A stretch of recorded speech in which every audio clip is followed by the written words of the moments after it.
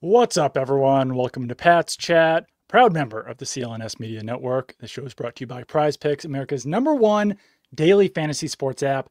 Download the Prize Picks app today and use code CLNS to get $50 in lineups after you play your first $5 lineup.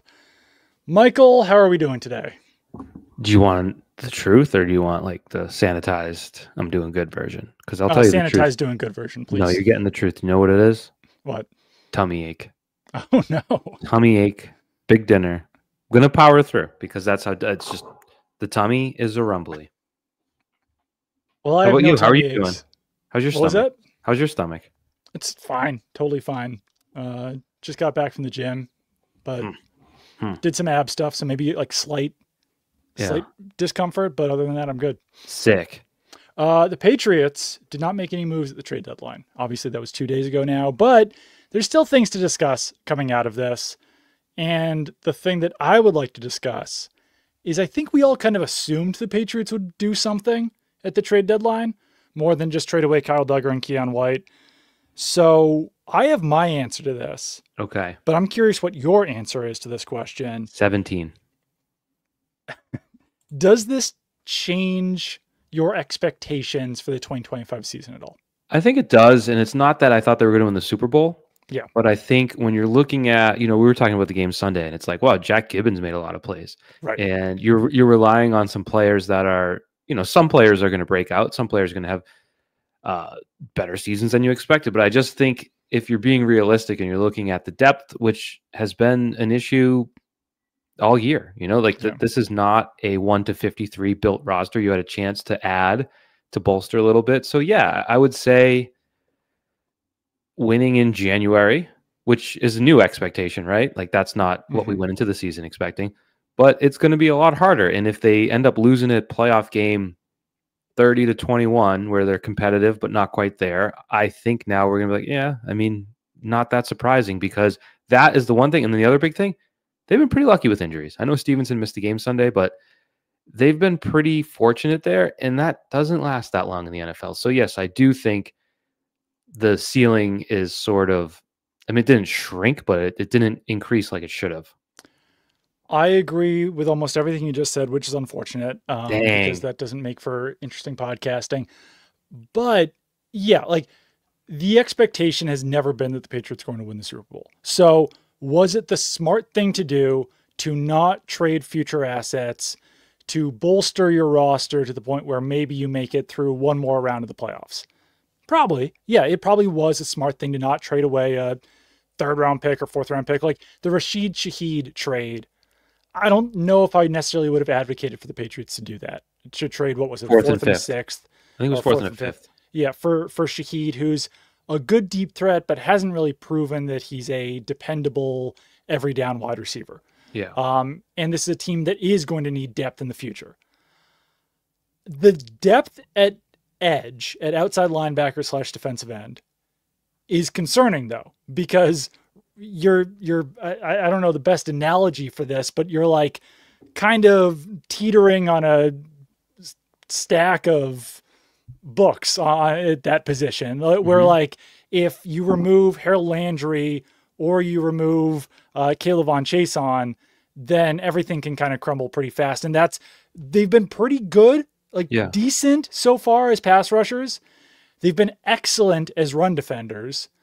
And if you remove one of those guys, your next guy up is Anthony Jennings, who's been a healthy scratch, who obviously you don't want to depend on in a game because he was a healthy scratch. You traded another one away. You traded Keion White, who was also a healthy scratch, but like Keion White, 2-3 weeks ago, was active over Anthony Jennings, which meant that at that point in time, they trusted or thought that Keion White was a better fit for their defense than Anthony Jennings. Now Jennings is a third guy. Behind that, you've got Elijah Ponder, who's an undrafted rookie, who really hasn't done much at all. And then Caleb Murphy, who you claimed off waivers from the Chargers, who hasn't even played yet. But and then you got Braden Swinson on the practice squad. Braden Swinson was the show player of the week. So he was. All you suckers saying they didn't make any additions, the real trade deadline additions were the ones that were here all along. And Braden Swinson, by the way, has yet to be a practice squad elevation. Truman Jones was, but then he was signed away by the Titans. So this is an important position, obviously. You can still generate pass rush with Milton Williams and Christian Barmore and Kyrie Song and these other guys, but clearly edge is an important position. It's the one that Mike Vrabel used to play. And I don't know. They've been really lucky with injuries. Antonio Gibson is the only guy who's out for the season. Ramondre Stevenson and Kayshon Boutte, now you're starting to see some of the injuries pile up a little bit here. We'll see what the future is for those guys. But like, you can withstand, there's just so many positions, I guess, on defense right now that you can't withstand an injury. You can't really withstand. What was it? It's not even, it's injury at, like, say, corner. We saw last Sunday what happens when Carlton Davis goes to number one. It's not ideal. Right. Safety, they have no depth whatsoever behind the two starters. But I don't even think it's injury with the edge. Like Harold Landry, right? Start of the year, first 3 games, 3.5 sacks, 16 tackles. Okay, in the first 3 games. Keep those numbers in mind. 3.5, 16 in 3 games. Since then, he's played in 6 games, has 2 sacks and 15 tackles. Right. So it's like being the one guy that has to be on the field. What's his percentage? 80% of the time. It's fatiguing. And we saw Michael Penix operate very comfortably on Sunday because there was no one getting in there. They have 2 great interior rushers, but that's not necessarily on 3rd and 17. Those aren't the guys getting home. No, they're not. And I guess, like, you could also say, as far as edge depth goes, Milton Williams can slide outside, but then that weakens you at defensive tackle.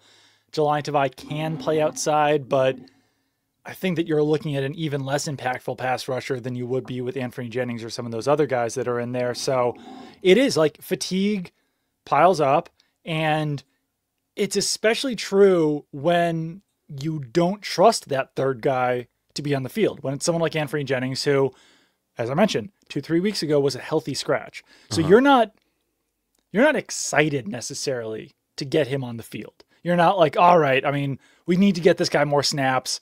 Let's cut down Harold Landry to 70%. I'd say that after trading Keion White and not trading for anyone at that position, you're kind of like, well, we really need Landry and Chason to be on the field, possibly even more at this point. Especially because I just checked. Chason's, he has a career high in sacks, obviously. Yeah. But in terms of just pure tackles, I just told you Landry had, 16 in the first 3 games and 15 in the 6 since. Chason has 15 tackles this year. So it's like, if he's not sacking the quarterback, he's not doing a whole lot. He's getting some pressures, but he's not making a gigantic impact, let's call it, in the run game. Right. So yeah, and it is, it's one of those things you can't quantify it necessarily, but let's say it's this Sunday versus Tampa. Let's say it's the Buffalo game later in the year. Let's say it's, who knows, Cincinnati. They score a lot. Their defense not so good. And it's 3rd and 7 and the opponent converts it. And then later in the drive, it's 3rd and 4 and they convert it. And it's just those things pile up and lead to losses where you're not like, oh my God, they're screwed. They didn't get someone.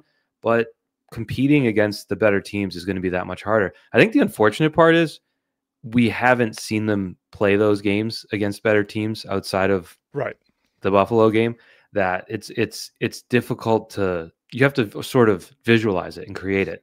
But I think it's tough to win. And as the year goes on, outside of maybe the Jets games that sit on the schedule, it's going to be a slog and it's going to be a grind, and they're going to be a little bit less powerful than if they had just no one wanted them to trade a first, a second, or a third. I don't think anybody did. And I think we all understand the significance of draft picks. You have a number of shots at mid-round guys. Your roster is full of mid-round guys. Every roster is full of mid-round guys. Like they're worthwhile picks to have. But what do they have? 11 picks next year? Got a lot. Yeah, it's too many picks. They're not going to make 11 picks. They're going to trade a number of them anyway. And so, like, the argument to me has been twisted this week, where it's draft picks in a player for 4 years versus a player for 8 or 9 weeks. You know what I mean? Yeah. Here's why that argument is bogus to me. They're going to trade a number of those picks for a pick. You know what I mean? Right. They're going to move a couple 6th and a 4th to go into the 3rd, or whatever it may be. They're going to trade picks for a pick, which is just a pick, which is just a guess. So it's like, it's not like you're getting 11 stabs or, darts to throw at the board. You're still giving up some of those for an even less known commodity than a player that you know could probably help you going forward. And that being said, it wasn't like edge guys were flying all over the place this week. No. It wasn't crazy. I don't know what you make of the Tennessee reporting, whether they were or weren't willing to go to Mike Vrabel and do a deal. Yeah, I don't know really what to think of that, because I don't know. He got fired. I could understand why they would be hesitant to give him a player that was going to like push them over. But it's like I don't think they wanted to trade him Jeffrey Simmons. You know what I mean? Right. But I don't think they wanted to trade Jeffrey Simmons anywhere. I think it's one thing if it's, this is a different world, but like if a college coach leaves his team before the bowl game and goes somewhere else, that is things ending poorly. Right. He got fired, know? I know. But it does make them look stupid for firing him. Okay, but they're also irrelevant, which I guess you can't expect a franchise to admit or know or be self-aware of. But it's just, I don't know that I believe that they would operate that way, because it doesn't make sense to me. Okay? Yeah. But there is pettiness at the ownership level in the NFL all over the place, so I can't rule it out, but it's hard to believe. Yeah, no, I agree, but I mean, teams don't trade within division. I don't know. I don't really know what to make of it, but yeah, someone like Arden Key, I think would have made a huge difference, just as far as being more comfortable with injuries. But right now, if you lose Christian Gonzalez, Robert Spillane, Milton Williams, and one of those edge guys, your defense is going to take a pretty massive hit. Like Spillane has been huge. Some of those, like if you lose another linebacker, I think the other guys have shown that they're all kind of similar talent-wise. Tavai, Gibbons, and Ellis. Carlton Davis would be a hit to take if you lost him, because that means Charles Wood's playing a lot. Safety, you'd have to bring Del Pettis in. Del Pettis has made some plays, but you're definitely more comfortable with Woodson and Hawkins back there.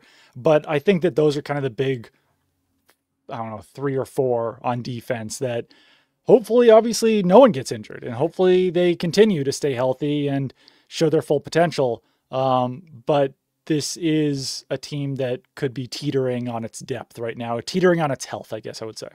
Yeah. And when you watched the Chiefs Bills last week, and I know the Chiefs aren't looking great, I don't think the Patriots are beating teams like that with that experience in January. I mean, that's why Super Bowl expectations are too much right now. I know, but even just, that could be the divisional round, that could be the wild card round, and it's just, I think a couple things. One, Phil Perry said the Patriots had Draymond Jones as someone they were looking after, who was traded for a conditional fifth. And it's like, if you're not willing to trade a conditional fifth for a guy, I can't really get behind that. Like, I can't support that, because I don't know. I agree with that. Yeah. We're going to have to talk about Vrabel's demeanor yesterday and his answers when asked about this, because I found a lot of it to be nonsensical. I found a lot of it to be unnecessarily adversarial toward questions about things being wide open and not thinking about the playoffs and stuff like that. It's like, isn't that the job? Isn't that what you're supposed to do at the trade deadline, is to, project out over the rest of the season and how you think you might be? Isn't that the whole point of whether you invest in the team or not? So to say, like, we're not thinking about, or he doesn't want to say anything's wide open and not thinking about the playoffs, like, isn't that kind of the point of a week like this? We're focused on Wednesday practice to get ready for the Bucs. It's like, yeah, man, there's multiple facets to the job. Yeah. I found really only one of his answers truly adversarial, where he said, like, don't put words in my mouth. Don't be putting words in my mouth. Winning's the only thing that matters around here. He went full Cajun on us. It was weird. The rest of it I didn't find particularly adversarial compared to other moments that he's had in the past with the Titans and even here. But I'm curious for your thoughts on that then. So what would you say about that? It just felt like he came out ready to play PR. You know what I mean? Instead of it didn't feel like a complete conversation. And I understand the podium is not always that, but just like the answers of just being like, It feels as though the Patriots are ahead of schedule, we would say. Yes. And it feels as though that position would require an adjustment in how they operate, because Right. they might not think this way, but you and I and everyone else on the outside would say, you're 7-2 this year. Like, you could be 2-7 next year. You just don't know. You don't know when you'll be in this position. You want to do everything right. You want to, have all your ducks in a row and prepare everything and be, but real life doesn't work that way. Football doesn't work that way. The situation you're in right now is a good one.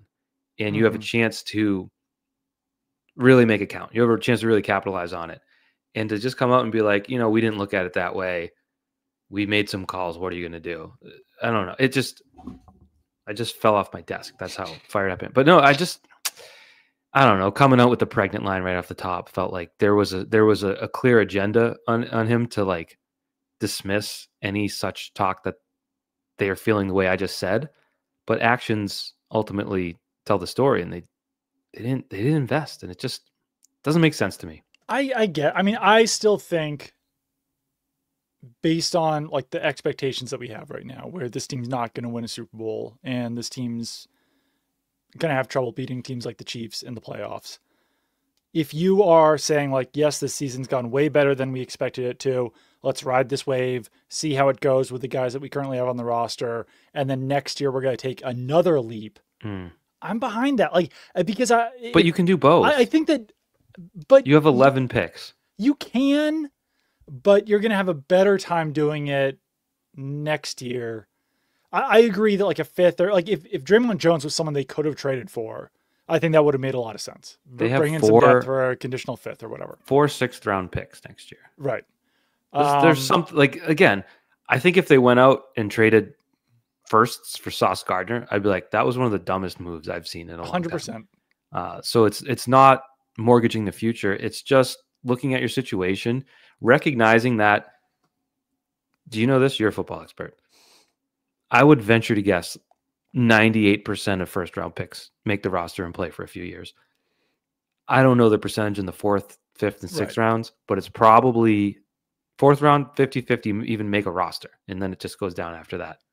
There is also cap implications. I know no one ever wants to talk about the cap, but like acquiring more veteran players at midseason lowers your cap for next year, and they're already not necessarily in like they're not in the same position they were with the cap last year. So in order to add players in the offseason who will actually help you in 2026, you can't be adding expensive players now. I mean, I'm not the first person. I thought I might have been because I was on this weeks ago, but now everyone's on board, so no one cited me. Just the Commanders are the example where you're just you think you're in business. You're in the NFC Championship game.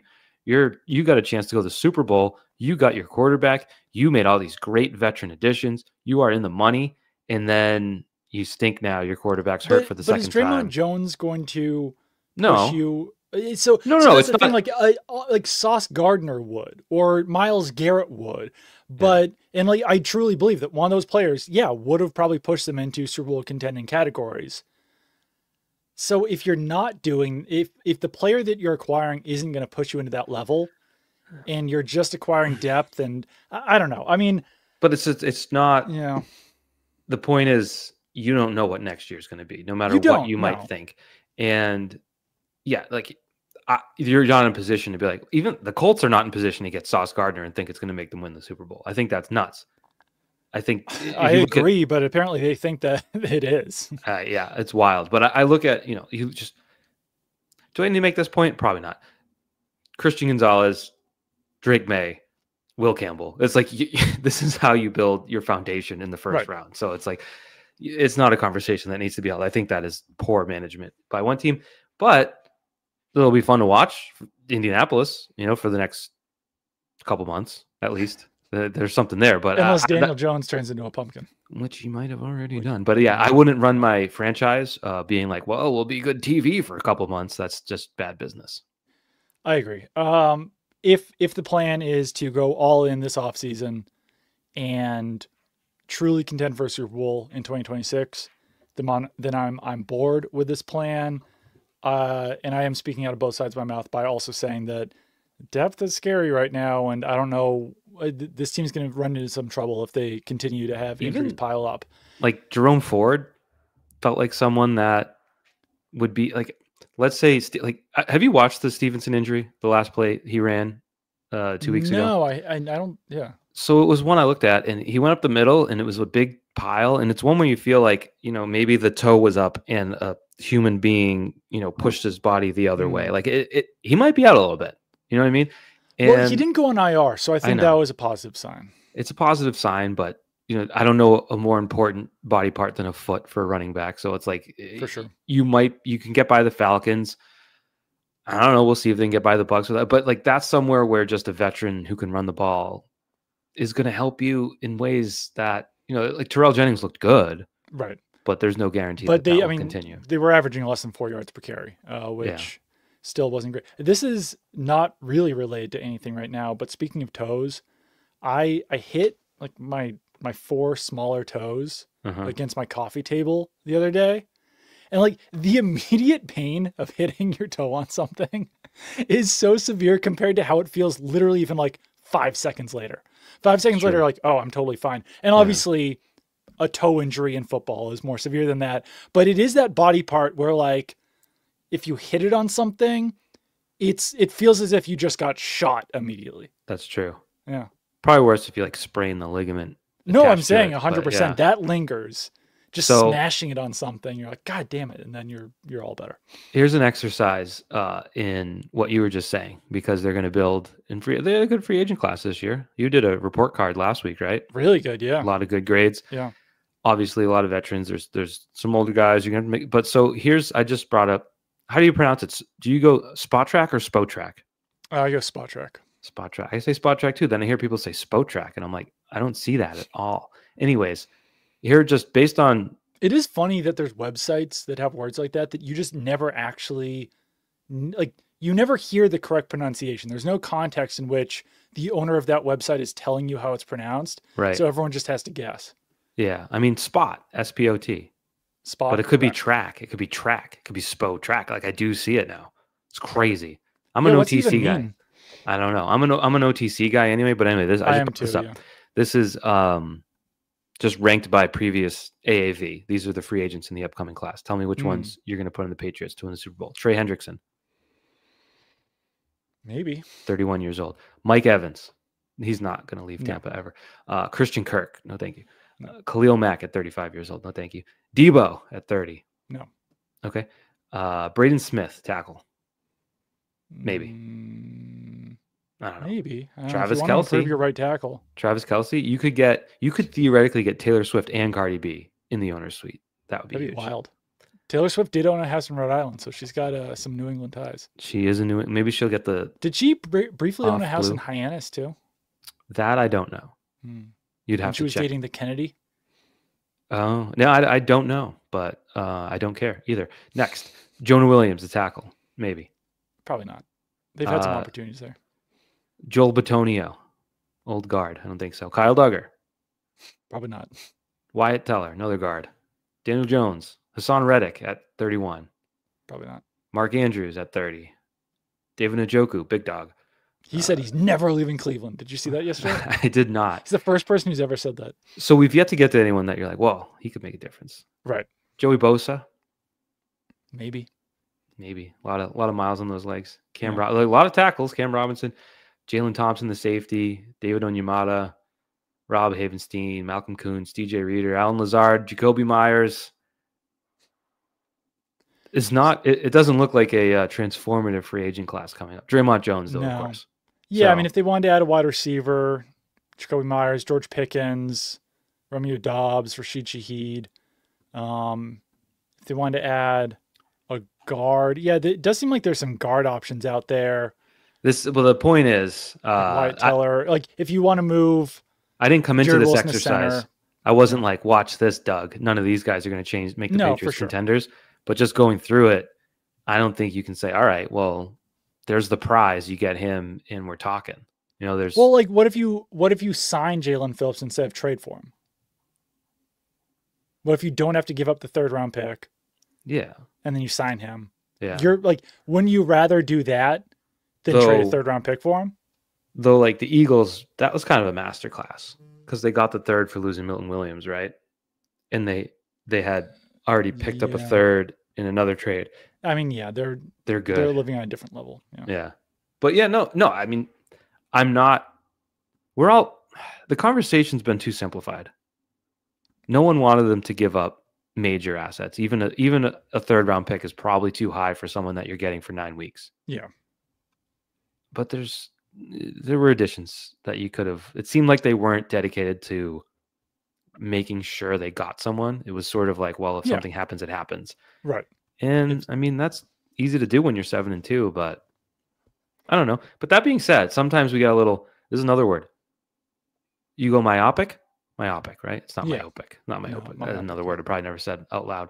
Sometimes we get a little too focused on the home team. You know, there were deals being made, but I don't think Denver added anybody, right? No. Buffalo didn't add anybody. Right. You see Brandon Beane being like, all these kids running teams used to play Madden and fantasy sports too much. These damn kids. Kids trading. It is. I will say that the Sauce Gardner trade sort of just opens up that anyone could be traded. When he signed a new deal, like 5 months ago, and then gets traded 5 months later. Yeah. I think that tells you everything you need to know about anyone's available at any time. Well, and then, I mean, we kind of, like, Quinn Williams was kind of the face of the Jets. Right. You know, he was, when they did Hard Knocks a couple years ago, it was like Aaron Rodgers and Quinn Williams. Like, those are your two stars. And I don't know, that the Jets are just in this perpetual cycle of like, oh, we'll pick in the top 10. And it's like, yeah, you'll get a great player. Right. And then what? Like the rest, they're skipping the then what part. It's so crazy that an organization through multiple regimes in current Jets general manager, Darren Moogie, who we know all about, seems to, I mean, he's just going to continue the trend. It's like they just, it's so strange. Sometimes we do this thing in football, like, oh, this team owns this team. And it's like, really, like, rosters have turned over. It's completely different people. All of it's the same as the jersey. And it's like, the Jets are always the Jets. It's bizarre. It really is. I mean, we'll see if they can actually do something with all these first-round picks. But someone mentioned it the other day. They had like 4 first-round picks in 2022 and 2023. And they hit on where they are now. And they did pretty well other than Zach Wilson. And then they're right back where they started, where, I mean, the fact the Patriots played them twice now for the rest of the season. Another scheduling gift. Pretty much guaranteed 9 wins now by the end of the year. Miami, how do you feel about that one too? Like, you might be guaranteed 10. Yeah. That means you go what? Guaranteed double digits. That requires going 3-6. I'm so bad at the 17 math. I'm so bad at the 17 math. It sucks. I was so good at 16 math. It's my whole life. You could give me any record. I'll tell you how many games left. Now I just don't know, even though it changed by 1. So, yeah. And let's talk about the Bucs game, because this one does feel like another winnable game. It's obviously the best opponent they've faced since the Bills. But they certainly also have some flaws. Before we get into that, though, let's talk a little bit about Prize Picks. Should we build a Prize Picks lineup live on air? Let's do it. Is that something that you would be? We'll do it. You'll say it, and we'll do it live. All right. So I'm pulling up Prize Picks on my phone. Very easy to do. Pulling up the Buccaneers and Patriots game. View the game. All right. Buccaneers have a pretty tough defense. You feeling like Drake May will throw more or less than 237.5 passing yards? Oh, boy. You know, I think without much of a rushing attack, I think that he's going to have to throw more than that. I think they're going to need that. Let's lock it in. He just did that against the number 1 pass defense, so why not? You know what I'm feeling pretty good about? Who? Rashad White, Buccaneers running back. Yeah. More or less than 43.5 rushing yards? Less. I mean, no one's gotten 50. I know, no one's gotten 50, and I don't know exactly what's going on with Bucky Irving, but if he even possibly plays, then obviously the Rashad White rushing yards would drop way down. Bucky Irving's someone you would think coming off a bye, you'd see him on that Wednesday practice report, limited, but no, did not practice. So I think that's a fun one. My thought with making picks like that is you pick it until it doesn't win. You know what I mean? Until you get proven wrong when a streak is going. On the running back. Yeah, you can't don't try to predict the end of a streak. All right, so now, do you feel strongly about Drake May 30.5 rushing yards?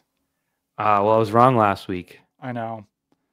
You've been pretty good at predicting the wide receiver or the pass catchers on the Patriots. True. Drake, it's really a matter of how often they play man and turn their backs on him, or whether they put a spy on him, which teams are starting to do more. So yeah.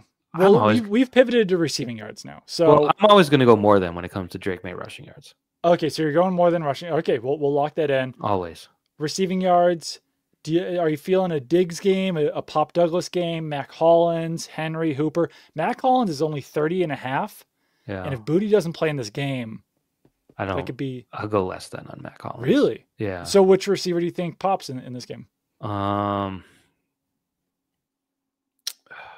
you think they're feeling the pressure of Stephon Diggs not having a good game for a while? Do you have a Kyle Williams number for me? I don't. Oh, because I've schemed him up 3 plays already, so he would be my more than. But yeah, I guess it's probably Diggs. In a game like this, you're going to rely on the guy that's been there, done that. So Diggs, whatever his number is, 58.5. Yeah, we'll go more than. He can double that. You know, he's done it before. All right, we're locking this in. So we got Drake May more than 237.5 passing yards and more than 30.5 rushing yards. We got Rachaad White, less than 43.5 rushing yards, and Stephon Diggs, more than 58.5 receiving yards. This entry fee, $20, we could win 150 on this one. All so right. Let's lock it in. And if you want to play Prize Picks, download the Prize Picks app today and use code CLNS to get $50 in the lineups after you play your first $5 lineup. That's code CLNS to get $50 in lineups after you play your first $5 lineup. Prize Picks, it's good to be right. So how do you feel about the Bucs going in this game? Because, yeah, if they don't have Chris Godwin, they already don't have Mike Evans. If they don't have Bucky Irving, they've had some injuries on their offensive line. Like, this is a test, but it does feel still like a winnable test.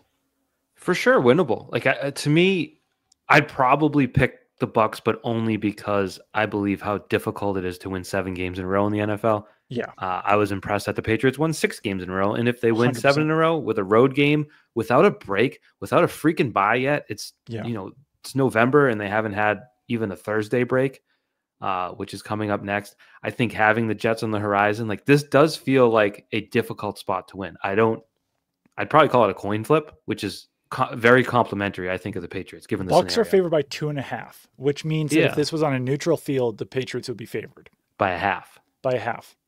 Which is pretty impressive. It's hard to score a half point, but it is. Yeah, like the Bucs are going through the grind of the injuries and the ride. Like you thought that, like I just said, coming out of the bye, they'd be a little healthier. Right. Doesn't look that way yet. Yeah. We'll see if that changes, but it's a tough one. Like it's a real NFL team. You're on the road. I do say, you have a better head coach, so that helps. It's just that quarterback. He's tough to extinguish.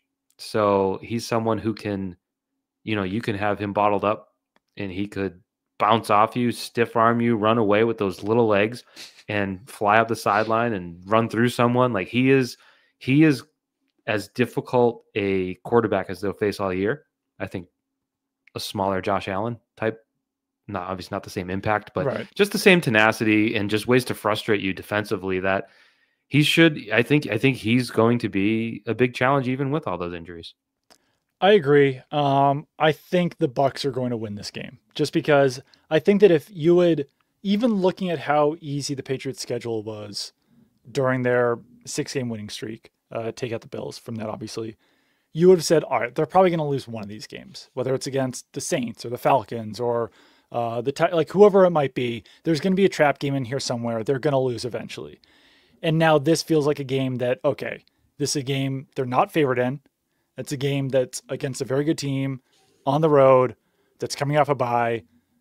All signs point to them losing this game. If they win this game, big win. I think the sky's the limit, obviously, for their record this season. But it does feel like they're a pretty evenly matched opponent. and the defense is good enough that I think it's going to give, like we saw last week in the second half, somewhat of what a Patriots offense that doesn't have Kayshon Boutte in it looks like.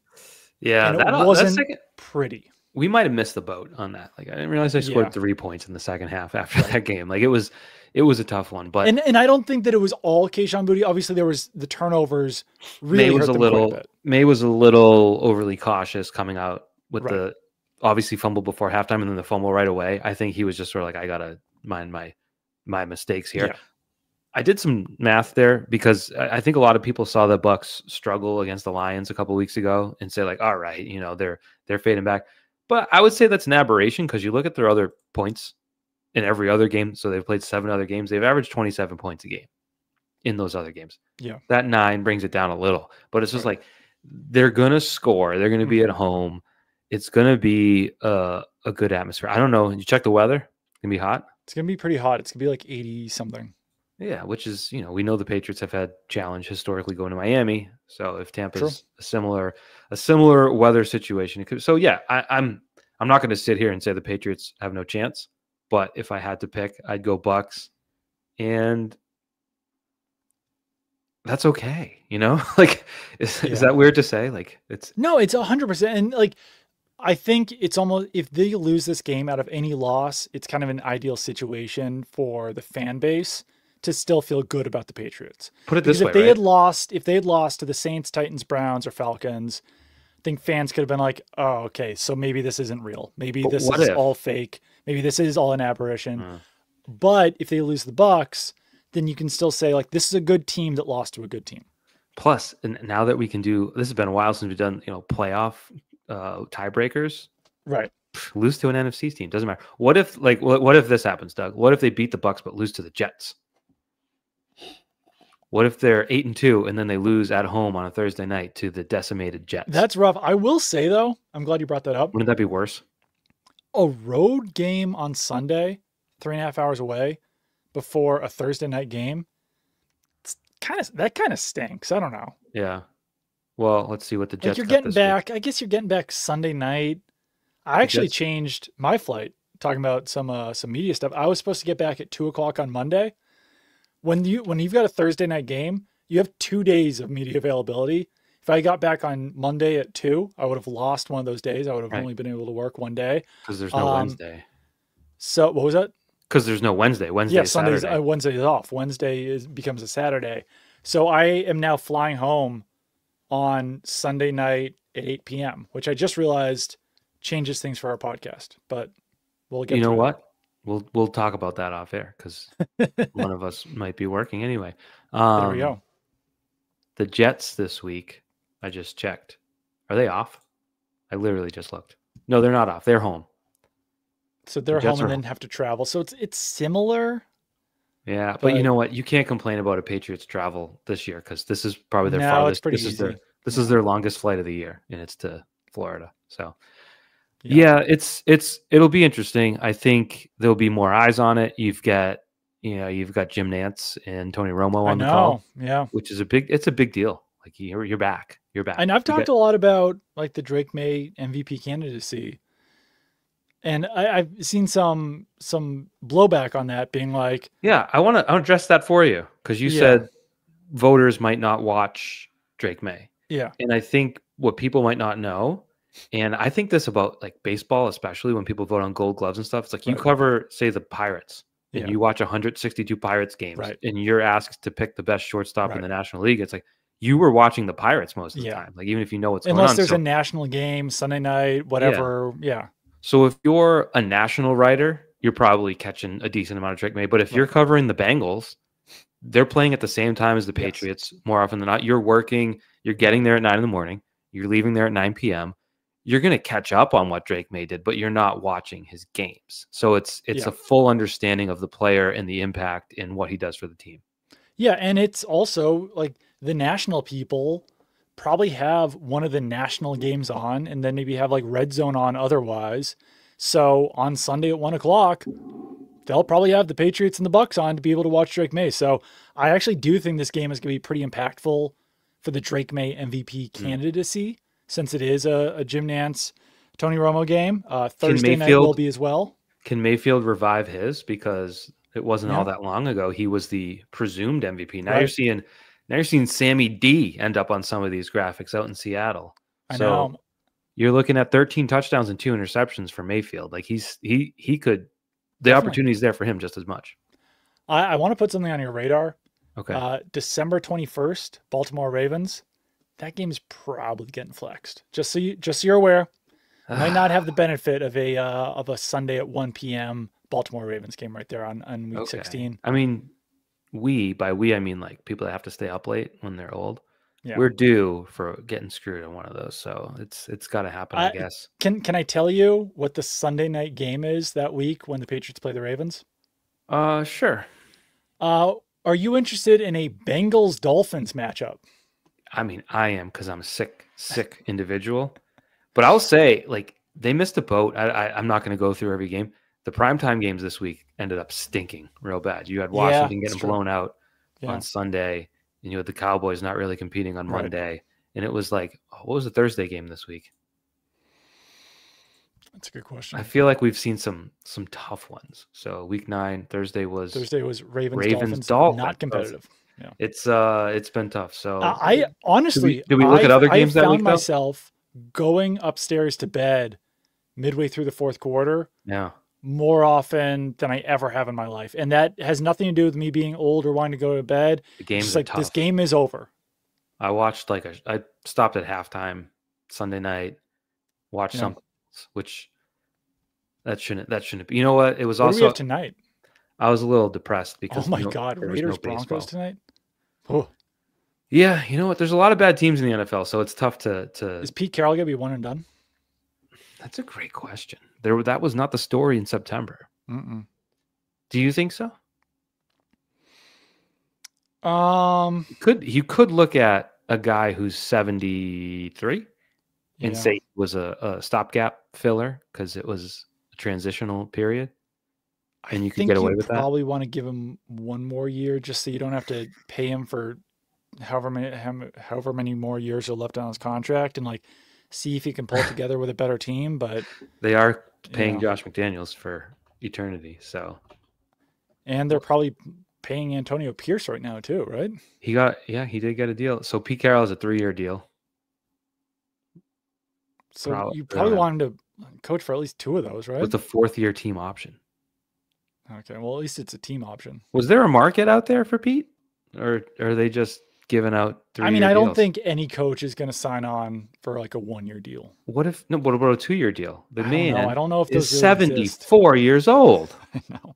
But I don't think a coach, I think it's like, I don't know enough about it, but do any coaches sign 2-year deals? A 74-year-old should, I would say. Not to be an ageist. Yeah. Pete Carroll's record since 2021, 27 and 32. Yeah, not great. This year, obviously dragging that down. 2-6. Yeah, not good. Yeah. Geno Smith,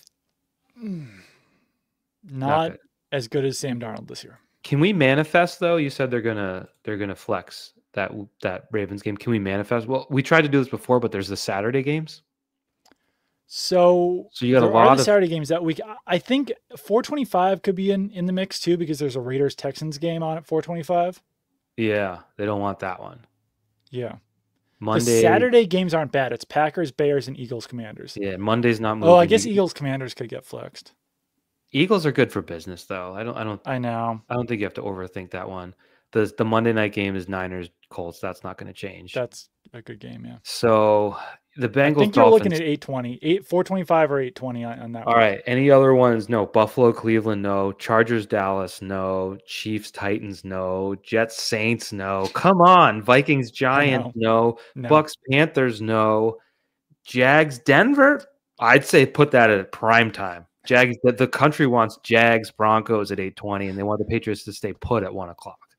I don't think you're right about that. Well, I just said it. If it is, I don't know. So I don't know which. Will like CBS want to keep Patriots Ravens? I don't know how that works. I don't know how it works either. I'm not. They have Steelers Lions at 425. CBS does, so that'll be their big #1 game. Yeah, probably. You're right. They're probably going to flex that one. Yeah. Yeah. Oh, well. Yeah. What are you going to do? Sometimes you got to stay up late. Sometimes you get a bellyache because you eat too big of a dinner. These things happen. I know. It's right before Christmas too. Hopefully I get back from Baltimore. I want to show you something. Sure. I think we're at the point. If you ever want to feel rich, but you don't have like thousands of dollars and like you want to feel like you got a new phone, you just get a new case. Oh yeah. New case. Look how shiny and see-through that is. Like it's so clear. That's great. Now that replaces one I got 3 years ago, which said it had anti-yellowing. Are you ready for this? Oh, that's quite yellow. It used to be clear, and Yikes. it's rusty almost.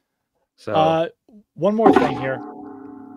I'm gonna do Cade Otton more than 47.5 receiving yards. I'm gonna do Matt Collins more than 30.5 receiving yards. okay. I'm feeling it for Matt Collins. This is obviously not as much money on this one, but I'm feeling both these. Patriots have still struggled against tight ends. Matt Collins due for another big game. And if you want to play Prize Picks, download the Prize Picks app today and use code CLNS to get $50 in lineups after you play your first $5 lineup. That's code CLNS to get $50 in lineups after you play your first $5 lineup. Prize Picks, it's good to be right.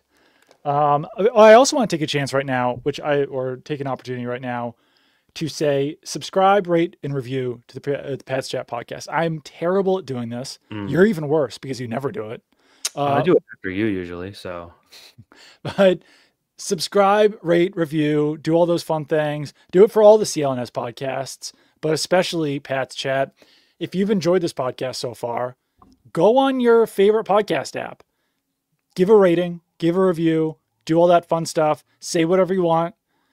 Ideally, give it 5 stars. We prefer good. I used to, in the early days. If you give it 5 stars, but say something mean, that's fine. In the early days of Pat's Chat, I implored people to give 4 stars. Yeah, that was dumb. It would give us something to strive for. This is why you're bad at this. Sort of like the corporate review, like a performance review, where they would never give you 5 stars because you got to have some. That was my thought process. It turns out that negatively, in fact, impacts your score. So 5 would be great if you believe it. Yeah, I mean, like, give a 5-star review, but say whatever you want in there. Did you see my hat, by the way? I've seen the hat, Doug. It looks as though you're a golf guy these days. I took a golf lesson this week. Yeah? How'd it go? I thought it went pretty well. Yeah? My golf instructor told me that I looked athletic swinging the club. Mm-hmm. That's good. Swung with a pitching wedge. Did some putting. What's your golf history? I kept being called a show off because I was making my putts. This guy was buttering you up. I'm a little concerned that he was out for money. No, I don't think so. I think he's just a very nice guy. I've played golf once when I was like 14 with my mom. It went horribly. Mm-hmm. I've played a decent amount of mini golf. Yeah. And I will go to the driving range once every 4 years. Just smack the ball around. But now I know what I'm doing. Yeah. All right. So here's the real test. I know the grip to use on the club. I know where to put the pressure on my feet. Big. I know everything. You're pretty much set. Yeah. I've played golf my whole life and I keep getting worse. So I know a lot of that stuff too, but it doesn't really help me. But so today is Thursday. Mm-hmm. You got to go to Gillette today? Yeah. What time's availability? Practice like 1. So here's the real test, Doug. You got about an hour and a half. If you want to really be a golf guy, here's what you do. What? You meet me at the golf course. You skip work. You don't do it. That's what real golf guys do. Don't worry. No one from the Herald is listening right now. You're fine. So it's just call in sick. You go play 18. You have a nice chicken sandwich. And that is the test. That is the mark of a true golf guy. So that's your next step. Yeah. Bail on your responsibilities for the great game of golf. I'm not going to do that, unfortunately. I'm not a full golf guy yet. Just a guy who wears a golf hat. But what a hat. I think we hat. need more hats that just say sports. I know. Like I'd like a football hat. Yeah. Yeah. I'd like a baseball hat. Actually, I have a t-shirt that just says baseball. A baseball hat, like a white baseball hat with red lettering that says baseball would be good. It says baseball hat. I know I would like that to say football. Baseball hat. Would the football hat be brown with white writing? It would be corduroy. It'd be brown corduroy, kind of like no structure hat, and it would this color. Yeah, and it'd be brown corduroy. Yeah. Be a good hat. Basketball hat, orange hat with black lettering. Do you know I've been to like I know the colors of all the balls in sports. I've been to like 7 hat tricks at Bruins games. And one time it was like a hat giveaway night. So that was a no-brainer. Yeah. But other times I'm like, I paid $40 for this hat. I know. Hats are not it. cheap. I'm not just throwing it on the ice. What the hell is this? Like hats used to maybe be cheap, but they're not now. I got, what are those things called when you get the ads on Instagram? Targeted ad. I got a targeted ad for a Mariners hat. Well, that was sick. It was an awesome hat. I want you to guess how much this hat cost. Is it fitted? No. Snapback. Leather strap. Okay, like a dad hat. Like a structured hat with a structured wool hat with a leather strap. A structured wool hat. So it looks like all right. So you're asking me, you're appalled by it. I'm guessing it's at least $60. $59.99. Yeah. Yeah. You didn't buy it? I didn't. I thought for too long. It would have been insane though to buy this hat. It's almost like spending $50 on a pink San Diego Padres hat just because you saw it on Instagram one night and you like Tom DeLonge. So I can't relate, Doug. So you know that the camo Mariners hat that I have? Yes. That one was pretty expensive. 50? So I don't know if I can really swing another one. Yeah. And especially when it's not like the Mariners aren't even playing right now, obviously. So by the time the Mariners are playing, I've probably bought another Mariners hat at that point. Yeah. Just ride it out. There'll be a January inventory dump somewhere.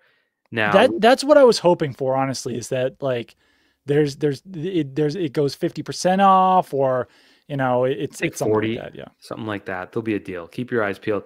I would say I don't like to throw my hat on the ice because someone scored 3 goals, especially if the third's an empty netter. Like, right. Hell no, you don't get a hat. You know who also wouldn't throw his hat? That gets a not for me. Really? That would get I like it. It's a dark navy blue. It's got some speckles on it. I like the old S. I like the Ken Griffey. I like the Ken Griffey Senior S. I know. But is that like space? I don't know. It's just a splatter.